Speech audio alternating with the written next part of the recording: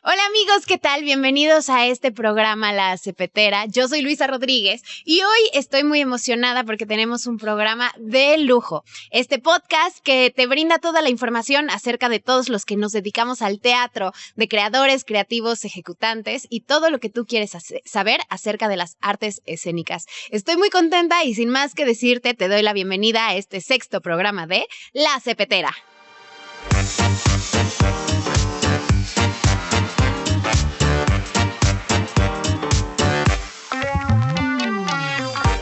Bueno amigos, como ya les dije, tenemos un programa de lujo el día de hoy porque tengo dos invitados que han estado en boca de todos durante los últimos meses y que la verdad su calidad artística es inigualable. Hablo bien de Itzel Razo y Ángel Luna. Bienvenidos los dos, ¿cómo están? Muy bien, muchas gracias. Muy bien, gracias por invitarnos. Antes que nada, quiero empezar preguntándoles acerca de dónde vienen, qué es esto que los trae. Entonces, Itzel, platícame un poquito acerca de tu mito de origen. ¿Cómo es que llegas a las artes escénicas? Bueno, yo comencé mi carrera primero en el área de danza. Lo primero que hice fue como tomar clases de danza contemporánea desde chiquita. Y bueno, en Mérida, Yucatán, porque yo soy de Mérida. Y digamos que de la danza,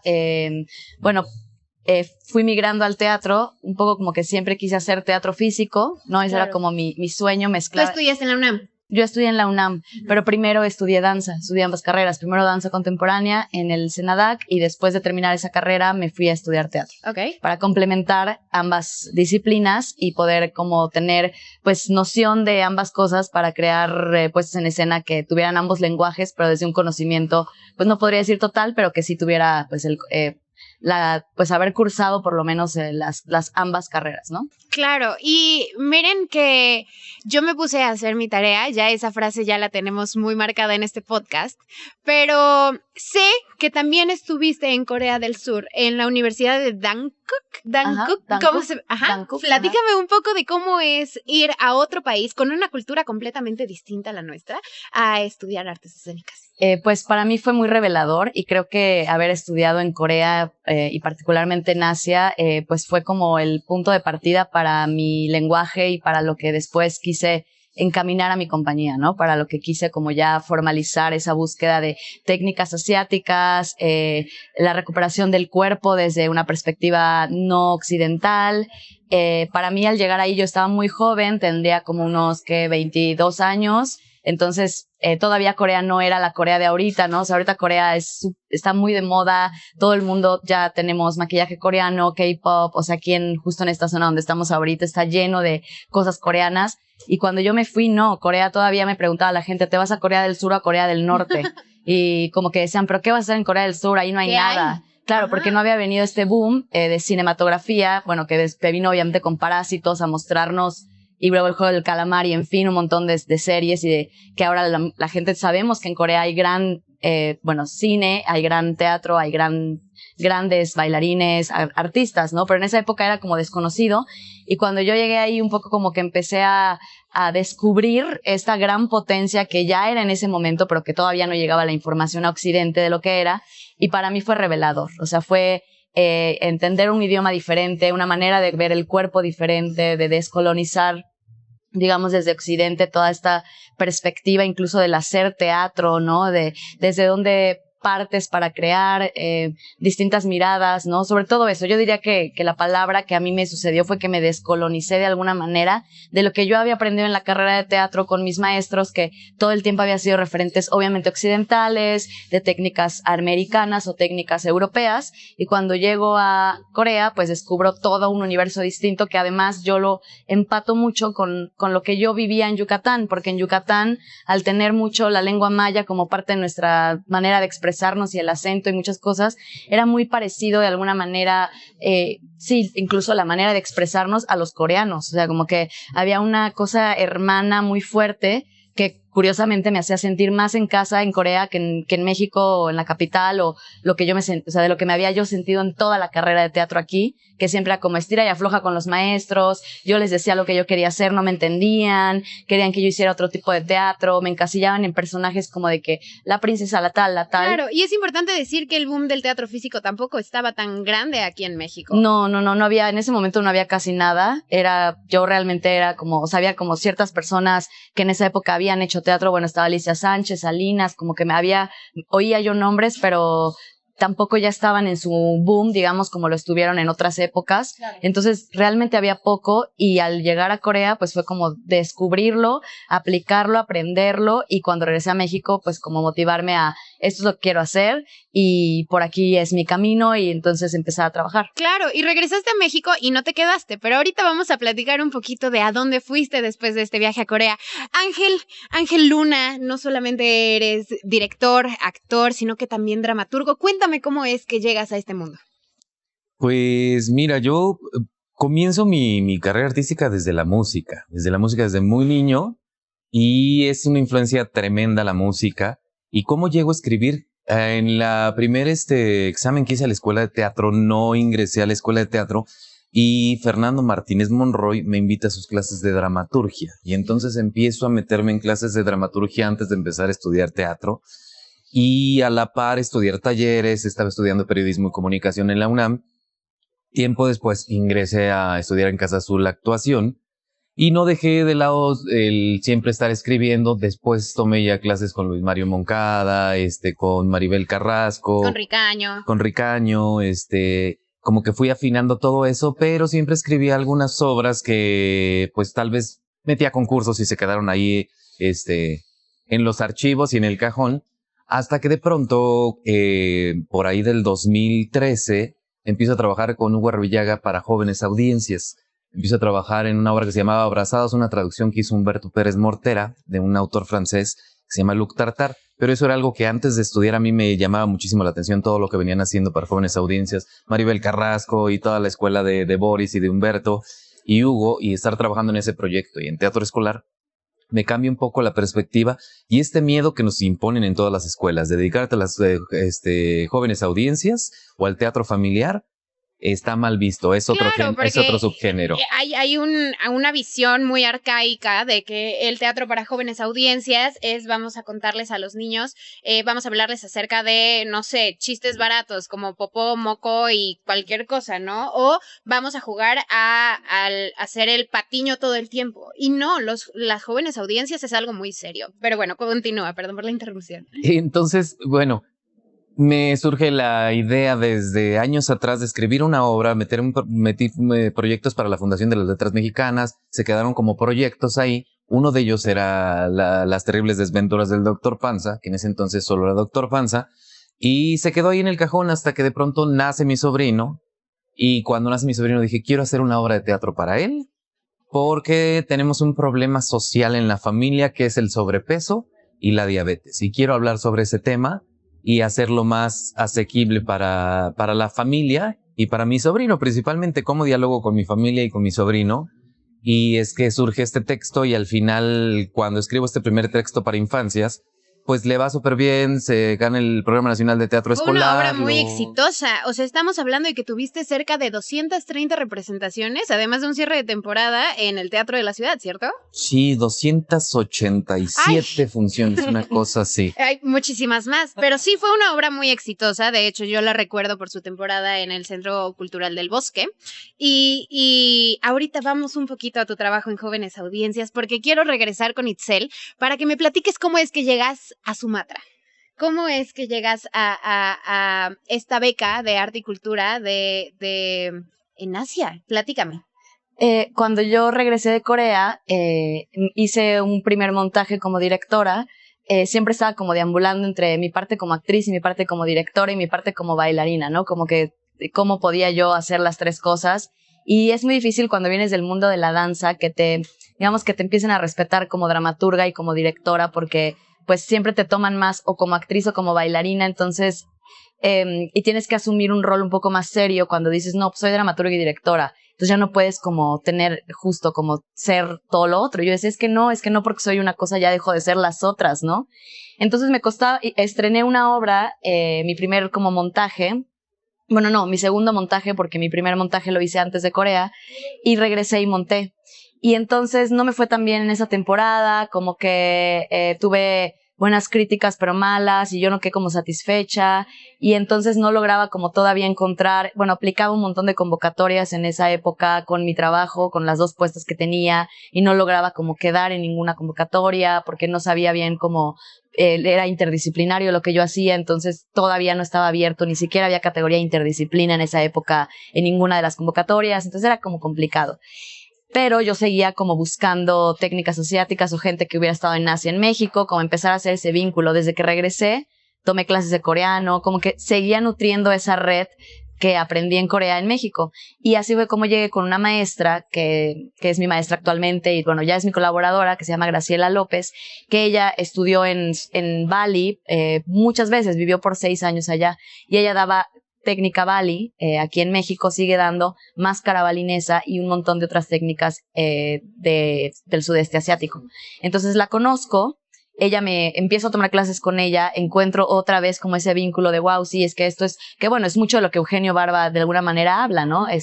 Más occidentalizado a mi parecer, la verdad, pero digamos que pues es lo más cercano, lo que entendemos más a lo que son estas técnicas y entonces yo digo, es que aquí quiero continuar este camino y empecé a tener como, al trabajar con Graciela, empecé a tener relación con la Embajada de Indonesia, empecé a aprenderme las técnicas, las danzas y entonces postulo para esta beca y me quedo y me voy. Todavía te digo que estaba en esos rangos de los 20 donde pues todavía quieres probar muchas cosas a ti misma, todavía quieres aprender, ¿no? Claro. Aunque ya me había echado 8 años casi de carrera como doctora entre la de danza y la de teatro y luego Corea y luego como que yo quería seguir aprendiendo, o sea, ya que tenía que todavía seguir aprendiendo y que había mucho más y que estaba justo en una edad en la que eso, puedes dejar tu vida aquí en Ciudad de México, irte porque no hay tanta responsabilidad en ese sentido como cuando una va creciendo y me fui. Entonces me fui 6 meses ahora a Indonesia, a Sumatra, a esta beca que pues era una beca donde de arte y cultura tal cual, donde aprendías música, danza, teatro de sombras, música tradicional, danza ritual. Y mucho, y desmiéntenme si me equivoco, mucho a partir de esta cultura un poco matriarcal, porque sé que en Sumatra así se maneja, ¿no? Y esta corriente acerca de la feminidad y acerca de las mujeres y su empoderamiento, lo traes mucho a tu trabajo aquí, ¿cierto? Sí, justo ahí. Bueno, para mi sorpresa, justo Sumatra, pues, porque yo no lo sabía antes de irme ahí, sino que fue algo que descubrí estando allá, que era una isla matriarcal. Y al vivir en una isla matriarcal y aprender como las costumbres y las perspectivas completamente distintas desde un feminismo, pues feminismo revolucionario, diría yo, porque sí era un feminismo único, podría yo decir, que ni siquiera para ellas es feminismo, porque pues no es Occidente, no podemos meterlo en ningún concepto que hayamos aprendido antes. Cuando yo regreso, pues ya, o sea, digamos, ya mi búsqueda como de temáticas de la mujer ya estaba ahí desde mis primeras obras que empecé como a escribir y dirigir. Y cuando regreso, pues obviamente ya era como contundente y empecé a desarrollar Vilma. De hecho, bueno, Vilma, empecé como con una semillita antes de irme al sudeste asiático, pero cuando regreso del sudeste asiático y con toda esta conexión que yo también ya traía de lo maya con lo oriental, ¿no? Como con esta idea de que somos parte más del Pacífico y somos más parte de Oriente que de Occidente, es que entonces surge Vilma. Y claro que tenemos que hablar de ella a fondo porque es una obra que ganó mejor monólogo en los ACPT hace unos años. Pero antes de continuar con Vilma y de este huracán que no solamente es el huracán Vilma, sino también el huracán de tu abuela, vamos a hablar acerca justamente vamos a regresar a las desventuras del doctor Panza, porque quiero que me cuentes, Ángel, cómo es que encuentras este punto de creación para las jóvenes audiencias que ya pronto nos traerá al tema que nos une aquí en común y que vamos a hablar de por qué tengo a los dos en esta mesa.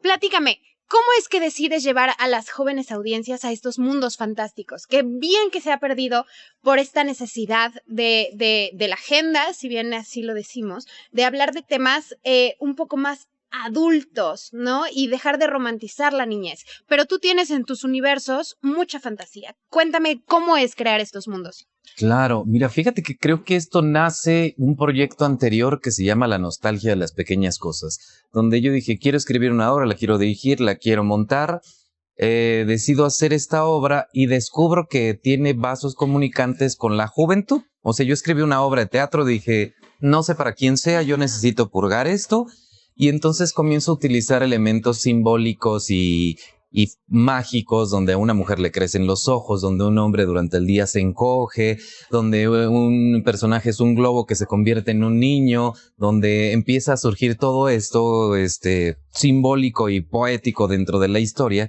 que me ayuda a tratar temas como difícil. En ese caso era la pérdida. Y acá en la cuestión del Doctor Panza, lo que encontré otra vez nuevamente fue como usar la metáfora para hablar de temas como complejos o complicados, ¿no? En este caso, este espíritu o este deseo, este malestar del ser humano que se refugia en la comida, lo volví un personaje que es el Doctor Panza, que es esto que nos hace, el problema que está detrás en realidad de las complejidades del sobrepeso, que no es el sobrepeso por sí, sino que esa es la consecuencia sobre la que uno se refugia, ¿no? Entonces, mi manera de poder hablar con estos mundos fantasiosos era tratarlo de dos maneras. Una manera como la fantasía y otra la realidad. Y de esta manera, usando la metáfora un poco a la manera de lo que nos ha educado Disney y las grandes historias, la fábula de los hermanos Grimm, que puedes hablar de temas políticos, pero desde una fábula, y entonces conecta con toda la familia. Los pequeñitos se la pasan súper bien y entienden unas cosas, los hermanos más grandes entienden otras cosas, y los adultos tienen muchas más capas de lectura de todo eso, ¿no? Los personajes Hiper, Trigli y Diab, que son los jefes del Doctor Panza, hipertensión, triglicéridos, o sea, todos tienen un referente, como muy simbólico, los ayudantes Chicharrón y Mueganito, ¿no? Que son como lo dulce y lo salado de la comida, o sea, como que cada uno de estos personajes, Julito, que es un personaje que no tiene una mano, que es un personaje que tiene un problema, que lo va a enfrentar con lo social y va a hacer que sea una posible víctima del Doctor Panza, que es este sentimiento de refugiarse en la comida o en otras cosas. Entonces es como poner los signos para contar una historia que puede ser muy simple, pero que sea entretenida y que vaya a hablar desde otro lugar y desde otras profundidades que lo puedan entender cualquiera, ¿no? Claro, Ángel, ahora platícame, por favor, porque si bien dentro de nuestro medio está muy castigado el tema de, es que si eres actor no puedes ser productor, es que tampoco puedes ser director, híjole, es que entonces me vas a descuidar un flanco, y lo hablábamos en capítulos anteriores, que los pueden ver en nuestro canal de YouTube, que es muy enjuiciado, ¿no? Esto de hacer tantas cosas. ¿Cómo es que encuentras un equilibrio entre tantas disciplinas para poder producir, dirigir, actuar, escribir y todos tus montajes?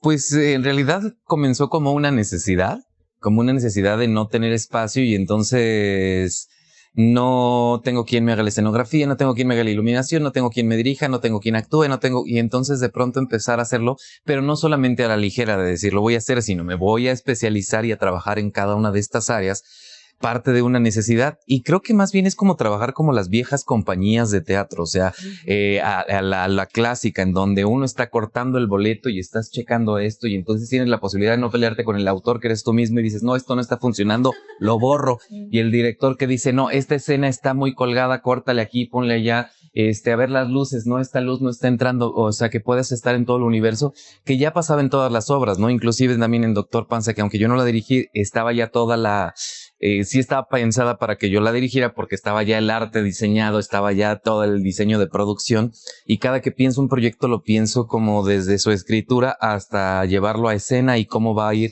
procesando. Entonces dejo como autor cosas para que resuelva el director, ¿no? Y como director cosas para que resuelva el actor. Entonces va como en ese camino, en esos peldaños. Y como productor, pues una necesidad de estar moviendo los proyectos y las obras, ¿no? No, y a final de cuentas, yo creo que es muy nutritivo para nosotros como artistas el tener esta conciencia interdisciplinaria que te da la oportunidad de ver cuáles son las necesidades de tu proyecto, ¿no? En algún capítulo lo hablábamos que hacer teatro es como tener un pastel, ¿no? Al tener tus herramientas de creación, no solamente de dirección, sino también de música, de escenografía, como actor, y saber las herramientas y necesidades de cada área, tú tienes la forma de ver un pastel desde arriba y decir, ok, le hace falta tantita azúcar, o le hace falta tantito chocolate, o ahora le quiero meter, no sé, clavos de olor porque lo vas a sonar, no sé, por decirles cualquier payasada, pero te da la oportunidad de hacer una mezcolanza para llegar a un pastel perfecto. Querida Itzel, platícame ahora cómo es llegar a este montaje, que es Vilma, que efectivamente te dio una CPT por mejor monólogo. ¿Cómo es traer todos estos conocimientos que ya traías de tus años de preparación, si bien dijiste como doctora, a algo tan bien hecho que terminó siendo un monólogo, que a mí me parece muy impresionante porque a final de cuentas sí son muchos, la gente como que desprestigia un poquito el monólogo, ¿no? Porque pues a muchos como espectadores podría parecerles sencillo cuando creo que es de las ramas más difíciles de nuestro quehacer teatral. Cuéntame, ¿qué fue Vilma?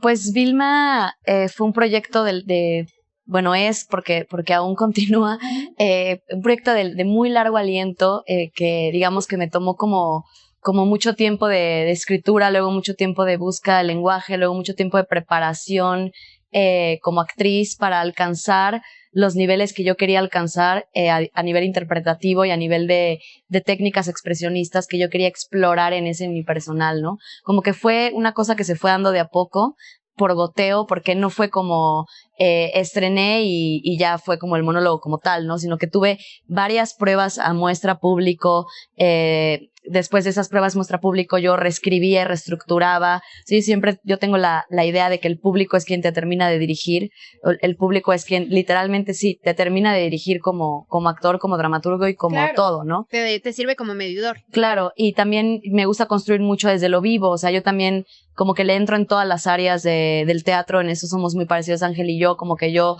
la produzco, o sea, conozco desde la producción, de todo, desde la gestión del proyecto, la producción, la escritura, la dramaturgia, la dirección, la actuación, invito a creativos de pronto con una idea que ya tengo como muy clara de mira, esto me imaginé y entonces ellos lo ejecutan, pero hay como siempre esta cosa de querer estar en todas las áreas y desde ese lugar te permite pues justo poder explorar mucho con materiales, con el público, con pruebas, ensayo y error para la construcción de la pieza, ¿no?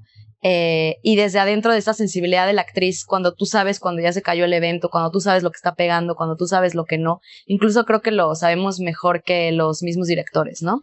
Entonces, pues fue así que yo digamos, o sea, estrené esta obra en 2020 y fueron como, bueno, sigue ahorita, pero digamos que de 2020 hasta 2023, en 2023 reestrené la obra, ¿no? Que fue el remontaje por el cual gané el premio, el ACPT, pero ya venía trabajando la obra en procesos durante 2 años y bueno, ya justo en el 2023, que además con el EFI Artes que ganó, le permitió además como potenciar ya a nivel de producción, de literal las cosas que tenían que conseguir, a nivel también de entrenamiento, de pagar asesorías, de todo lo que hacía falta para que este unipersonal terminara de despuntar hasta donde está despuntando y fue entonces que pues ya se concretó la pieza, ¿no? Claro, y es un unipersonal que efectivamente dio mucho de qué hablar, sigue dando de qué hablar y me parece muy maravilloso escuchar de los dos cómo se van entretejiendo estos conocimientos y estos oficios y estas profesiones para llegar a crear proyectos tan serios como lo es Duelo de Brujos, una obra que escribió Ángel. Y cuéntanos un poquito de qué va. Pues Duelo de Brujos es una alegoría a la creatividad y al síndrome de impostor, puesto como unos personajes que se llaman los creatimonstruos. Y va de 2 brujos que deciden, para salvar la creatividad, crear un pueblo que se llama Entelequia. Y entonces en Entelequia crean a los niños más inteligentes y creativos para salvar la creatividad de los creatimonstruos, que son estas bestias que se alimentan de la imaginación, la creatividad, las ideas brillantes. Pero un buen día hay un malentendido entre ellos y se retan a un duelo de ideas y de destierro, de dejar Entelequia. Y pues básicamente de eso va este encuentro. Ambos deciden malamente tomar a los niños prestados del pueblo para enfrentarse y ayudar a enfrentar este duelo de ingenios y de ideas. Claro, cuéntame, Itzel, esta obra que yo tuve el gusto de ver hace unas semanas, que no solamente cuenta con teatro de sombras, sino con también manipulación de objetos y títeres, con música en vivo y un gran reparto en donde están Itzel, está Ángel, está Mónica Bajonero y Mauricio Jiménez Quinto, querido amigo, también músico, cantante. Cuéntame, ¿cuál es el reto de llevar una obra tan llena de elementos a jóvenes audiencias? Para ti como artista, ¿cómo encuentras este punto de síganme poniendo atención cuando son tantos elementos en escena y tantas ideas sucediendo?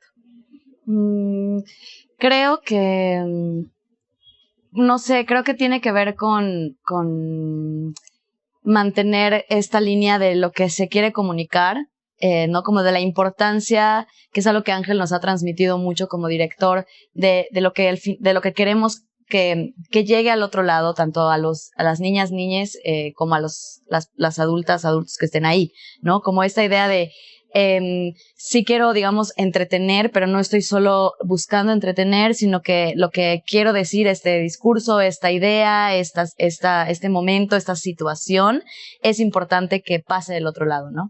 Y creo que cuando hay esa premisa, los niños se mantienen ahí, ¿no? También es una sensación de estar todo el tiempo como en mucha escucha, porque los niños participan mucho, gritan cosas, y es en parte ellos los que terminan también dirigiéndonos, ¿no? Yo lo siento así, como que ellos me dan también para dónde quieren que yo lo lleve, y de alguna manera para allá lo llevo, ¿no? Es como cuando, bueno, a mí me gustan mucho los niños, las niñas en general, tengo una sobrina y un sobrino, y cuando juego con ellos me doy cuenta que lo que más retiene su atención es la escucha, o sea, que yo escucho hacia dónde quieren llevar el juego, ¿no? En este caso, cuando jugamos, y podemos jugar, no sé, 3-4 horas sin parar. A veces hasta sus mismos papás me dicen, es que ¿cómo le haces? Porque pues conmigo empezamos a jugar y se aburren y ya sueltan esto y se van a otro lugar, ¿no?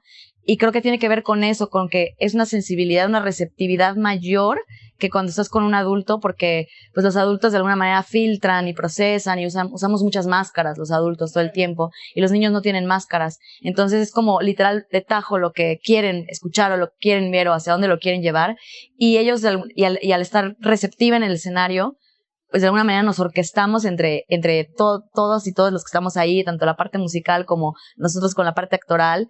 Y sucede, ¿no? Sucede la magia. Digo, no es que siempre suceda, porque a veces uno está más cansado y se va más en automático en la función y una lo siente, ¿no? Como de, hoy estuve más en automático, más dispersa, no conecté tanto con las niñas o los niños, pero creo que lo que yo pienso es en eso, en conectar con ellos y que ellos de alguna manera me digan para dónde tiene que ir. Claro, es a partir un poquito de este principio del juego, ¿no? Que viene también de que a eso nos dedicamos, ¿no? El teatro es jugar y estar abiertos nosotros como creadores a tener la oportunidad de interactuar con el público y que el público también entre en esta ficción, que vuelvo a lo mismo, es un patio de juegos. Sí. Querido Ángel, cuéntame ahora, ¿cómo fue concebir este universo de Entelequia? Porque es un universo. Desde que tú llegas al teatro, la música que escuchas, cómo reconoces la escenografía, es un viaje a un mundo completamente fantástico. Y los vestuarios ni se diga. Pero bueno, cuéntame cómo fue llegar a este mundo de Entelequia. Pues también creo que fue un largo proceso. O sea, comenzó en la pandemia con canciones. No vengo de la formación como músico, como cantante, entonces decidí escribir, tenía el tiempo por la pandemia de escribir una obra que fuera con música. En un principio pensaba en un musical para títeres 100% cantado. Ya después en este proceso, esta decantación del proceso, me di cuenta que no iba a funcionar 100% cantado, que el tipo de títeres que había concebido en una primera instancia como dramaturgo al director ya no le servían. Porque en una primera instancia era crear títeres a partir de instrumentos musicales.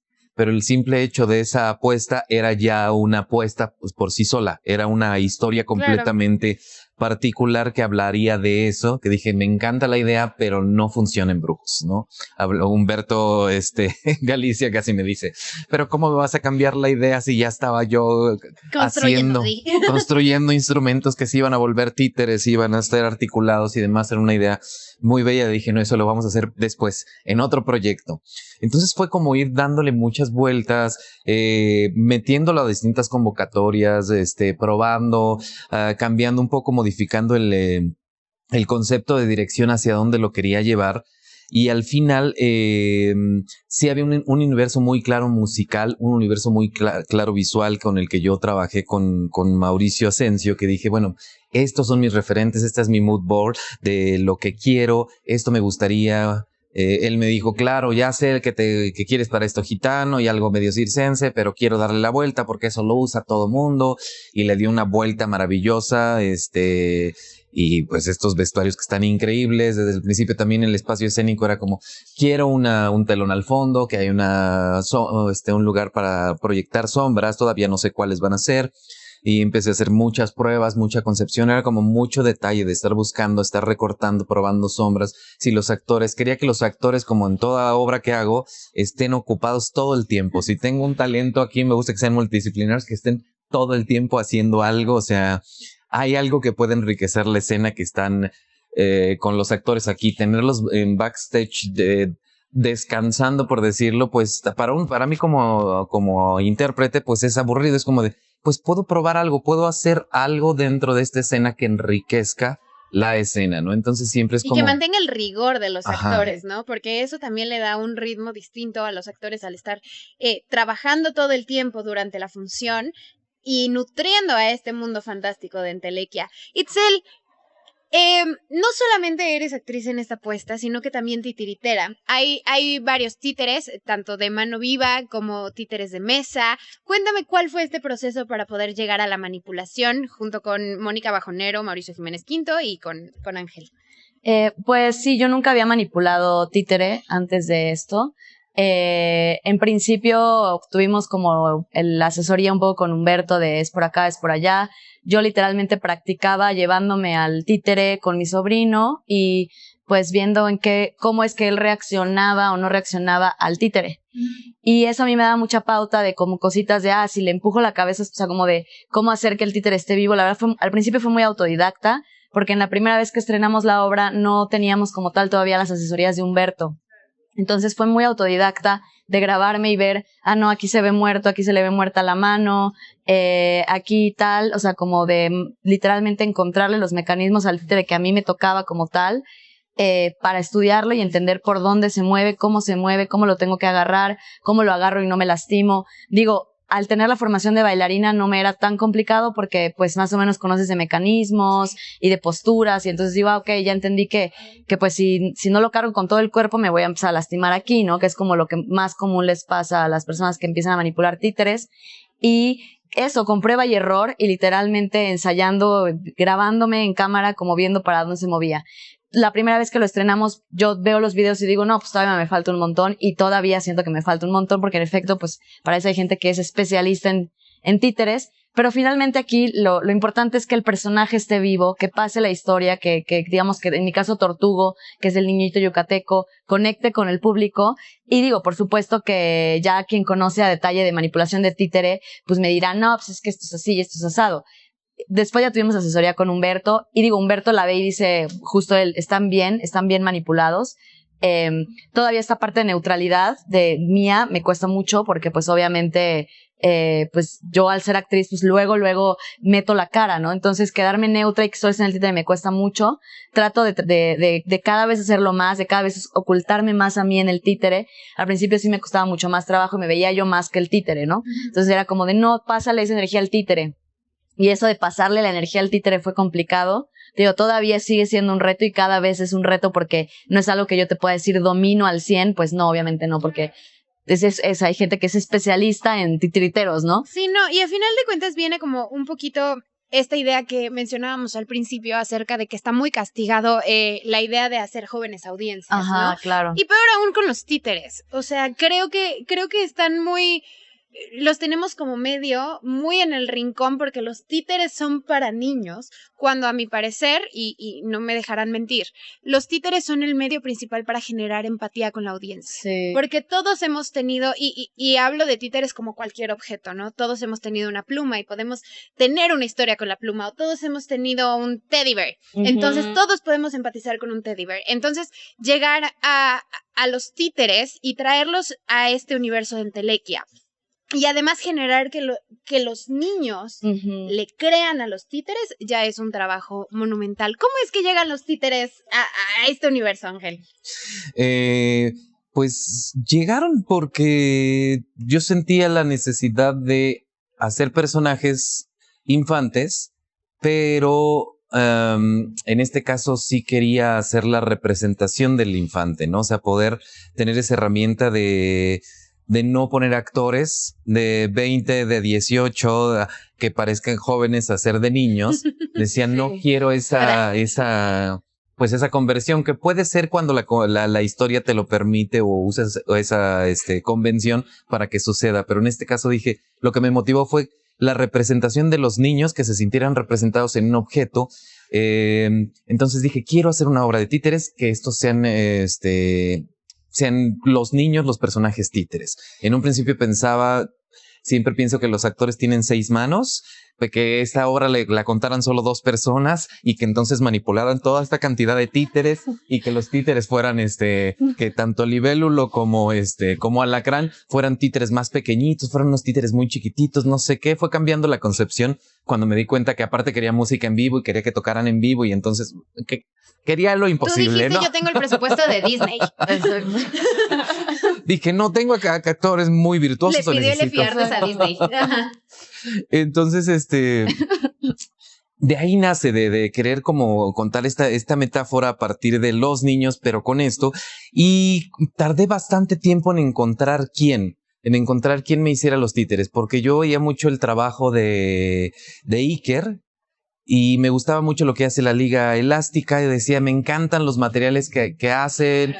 No sé quién los haga, quería contactar Por ahí. si no saben quiénes son la Liga, pueden buscar su montaje de burros, que es un montaje bellísimo. Pero perdón, continuemos. Y entonces, como soy muy, muy, muy clavado en eso, después de que termino esta obra, me invita Pau a Trino, a una obra de títeres, a hacer Altomates, muy divertido. Descubro la magia de Humberto, que ha trabajado a la par construyendo toda esta poética del títere y demás, con Iker, y digo, claro, él es la persona, ahora sí puedo saber quién me va a hacer los títeres, ¿no? Sí. Hablarlo con él, y además bromeaba siempre con él porque él es igual así de obsesivo que yo, de queremos imposibles, ¿no? Siempre le digo, oye Humberto, necesito un 100 pies, un títere de 100 pies que baile tap, ¿no? Dice, bueno, déjame pensar cómo lo hago. Y se idea mecanismos para hacerlo. Y fue en ese momento en el que yo dije, es la persona indicada.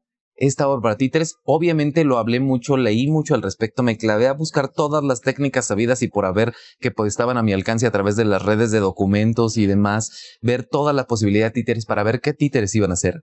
O sea, si eran títeres de mesa, títeres de sombra, títeres de varilla, títeres bocones, o sea, revisar todas esas, cuál era.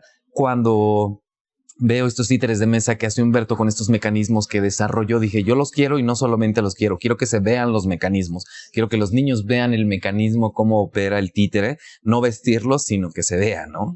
Entonces fue ahí que nace eso. Muchos me dijeron, alguna gente que se dedica a los títeres no hablan, y menos en verso, y menos tanto, hablan lo menos y son lo menos no sé qué. Yo decía, pues así suma mi cara, ¿qué? Exactamente. Algunas personas se dedican, es que creo que de pronto hay como hay muchas corrientes, como muchas corrientes y mucha cosa ortodoxa de pronto que yo de pronto me atravieso la parte ortodoxa y digo, no me importa, van a ser títeres que hablen en verso y que canten además. No, y son títeres maravillosos. Quiero destacar visualmente Alacrán. A mí me pareció una locura. Y Mónica hace una cosa muy linda con la manipulación de ese títere. Es un títere corpóreo de mano viva. que de verdad llega a un punto en el que pierdes a la actriz completamente. Y creo que es un títere muy bello. O sea, yo estaba en primera fila así, embobada. O sea, ya sabrá la audiencia que yo soy una gran fanática de los títeres. Embobada. Me encontré embobada por ese títere que de verdad... Yo dije, ¿cómo hicieron eso? De verdad, yo veía a Alacrán aquí. Ahora, tenemos que hablar de otro punto muy importante porque es otro personaje más dentro de la obra y es un personaje que está muy presente y es la música. Estas canciones que si bien están cantando, también yo lo compararía un poquito con estos efectos de Foley que tienen todo el tiempo, en donde escucho pisadas, en donde escucho el kazoo, en donde todo me da un entorno. ¿Cómo llegan a estos sonidos que todos están manipulando todo el tiempo? Si bien Mauricio y Mónica están casi todo el tiempo en los instrumentos, todos tienen participación dentro de esta música. ¿Qué fue para ustedes? El que quiera. O sea, la concepción de la música era algo que tenía que estar sí o sí. Y la música cambió muchísimo. De hecho, lloraron los actores cuando cortaba canciones. Decía, esta canción no funciona. Compuse esta canción para la obertura, no funciona. No, pero ¿cómo se va a ir? Pero ¿cómo? Sí, se va con estos versos y se va, no funciona. Y de pronto componía otra y decía, no, pero esta, ¿cómo la vamos a dejar ir? Está súper bonita. Dije, sí, está súper bonita, pero no nos funciona. Necesitamos que sea más uptempo, que vaya de esta manera. Y a partir de toda esta investigación de estar, dije, claro, aquí se necesita este sonido, se necesita este otro. Afortunadamente, bueno, tanto Mónica como Mau son músicos y era como de decir, ok, la mayor carga actoral y de movimientos la tiene que llevar Itzel, la mayor carga de música la tienen que llevar ellos y yo también. Y a partir de eso empezar a diseñar como muy puntualmente pequeños movimientos, pequeños arreglos. Esta cosa que sí, a mí sí me gusta muchísimo, que sí soy obsesivo y tengo una colección de videos de todas las personas que hacen pues diseño de sonido en vivo, ¿no? Que hacen como las películas, ¿no? O sea, todo cómo suena cada cosa y darle esto. Sí, soy como muy obsesivo de eso, me gusta muchísimo. He pensado en algún momento hacer un espectáculo exclusivamente de ese momento, ¿no? De cómo se musicaliza en vivo, porque pues también soy músico y hago diseño sonoro, para las obras. Entonces era como para mí la concepción de decir, tiene que ser un personaje más, tiene que acompañar la puesta en escena. Si al final yo pensaba que fuera cantada desde un inicio, no es cantada, pero sí es musicalizada casi en todo momento, ¿no? Y como te decía, siempre tenemos músicos, tenemos la escena, y si no estás en una escena, puedes hacer un sonidito y ting, mientras acompañas algo más y enriquece la escena. Digo, que vaya dentro de la escena, ¿no? No nada más gratuitamente. No, y claro, y a final de cuentas hacer a tus actores parte de este universo, incluso cuando, o sea, es esta idea de que no desaparecen, ¿sabes? O sea, no salen. Y eso a mí me gustó mucho. Itzel, se van al Festival de Almagro ahora en España. Cuéntame un poquito por qué, cómo, cuándo y dónde y qué es lo que va a suceder con Duelo de Brujos allá. Bueno, pues el Festival de Almagro lanza cada año la convocatoria internacional, ¿no? Para compañías que tengan o remontajes de clásicos o obras en verso. Entonces, digamos que la postulación es una audición tal cual, con el texto, la obra, el video de la obra, y bueno, postulan, no sé cuántas personas, pero yo creo que 800, 400 personas, compañías internacionales alrededor del mundo.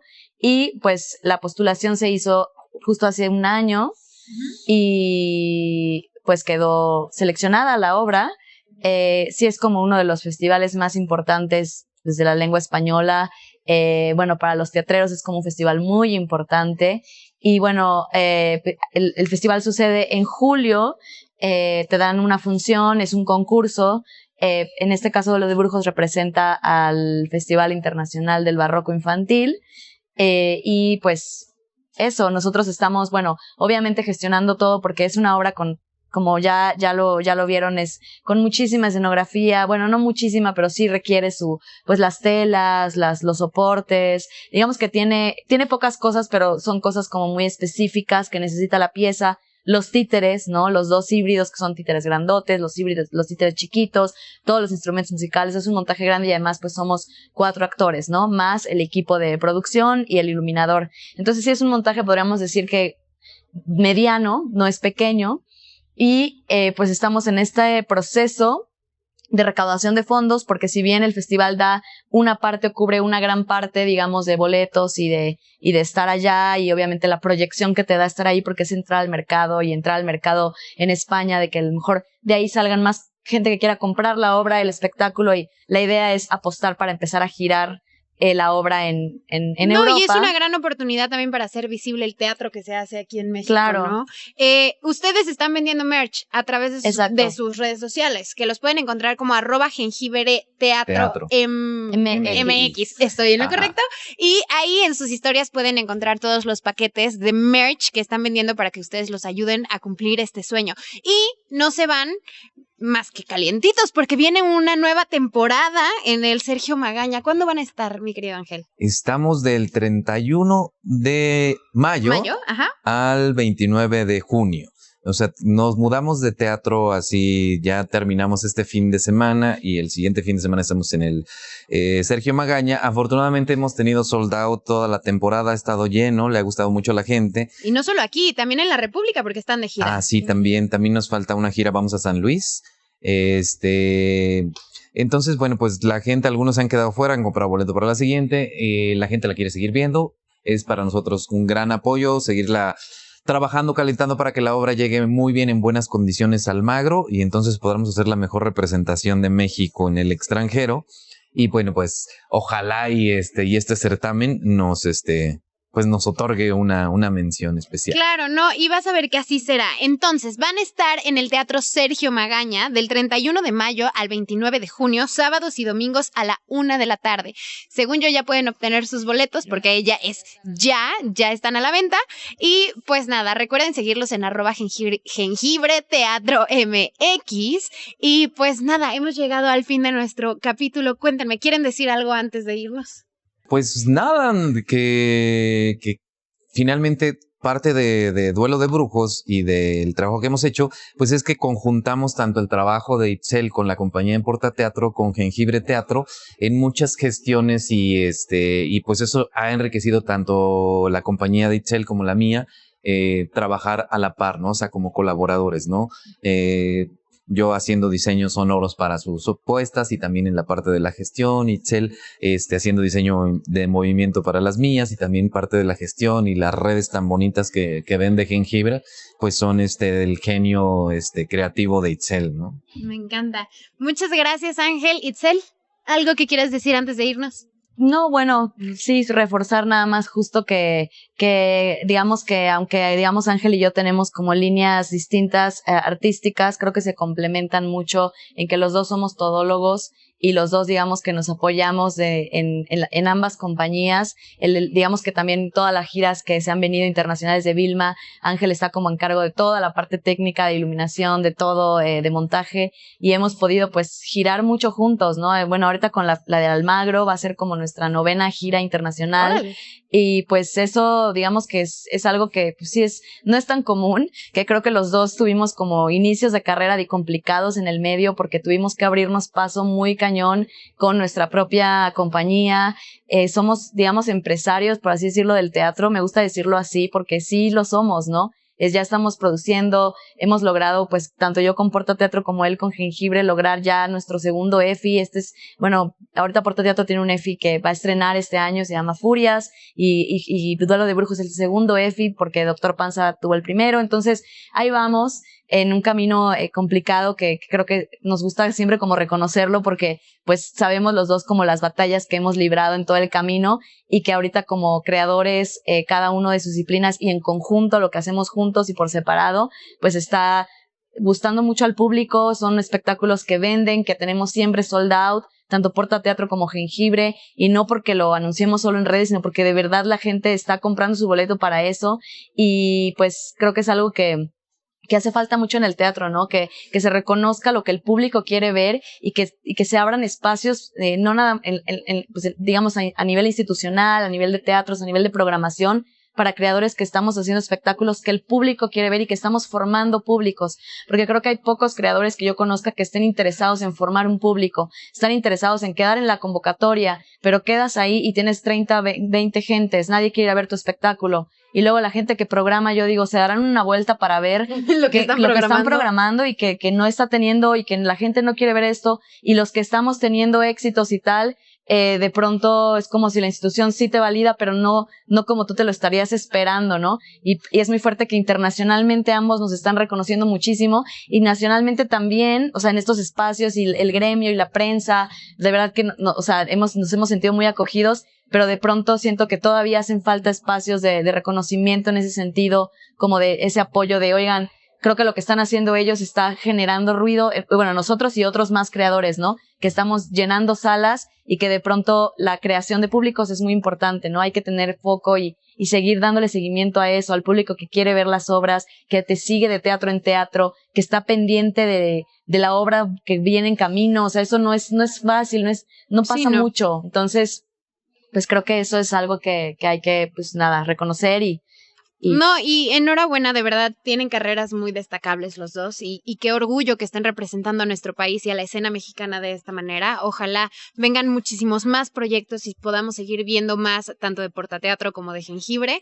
Y pues nada, muchas gracias a todos por este capítulo de La Cepetera. Ha sido un gusto. Le doy las gracias a Melba y a Gustavo, directores de la ACPT, a Agon Producciones, a Albert y a Ari. Y bueno, mi nombre es Luisa Fernanda Rodríguez y te pido que por favor, solo por hoy, no dejemos butacas vacías. Esto es La Cepetera.